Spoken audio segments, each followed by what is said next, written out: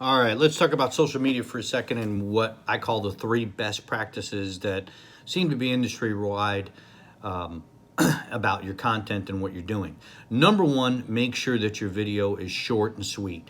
2 to 3 minutes max, no matter what. The shorter, the better. Especially on Facebook, whether you're on YouTube, Twitter, wherever you're posting your videos and your social media, make sure, number one, that it's short. 2 to 3 minutes maximum time. Otherwise, you're going to lose people's attention. My best practice is to keep your video at about a minute would actually be the best.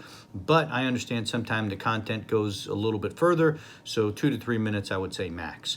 The second thing is make sure that it is interesting. Make sure that you're enthusiastic about whatever it is that you're doing and you're talking about, and make sure that your video is absolutely interesting about whatever the product is that you're showing. In other words, if you're showing something about the navigation, the Apple CarPlay, the Android CarPlay, whatever it possibly is, keep it short, sweet, and keep it interesting. The third thing is value. Value is very important. It has to be something that is valuable to the customer, that they're going to want to keep it around, they're going to want to listen to you, and they're going to want to see some value in it. In other words, showing somebody how to operate a particular function or electronic feature in one of these beautiful new 2019 products is going to have something of value. So when you're talking to somebody, you want to make sure you're enthusiastic, that it's interesting, it's short, it has value to it, and this is what's going to get your video to be popular and do well on social media.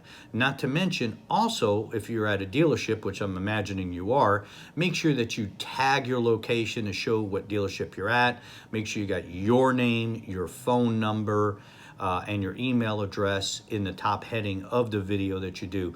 And you know what? Video does a lot better than regular still pictures because people like to watch it and engage with you and open up the Q&A that's going to go on the comment section, whether it's on Facebook or YouTube.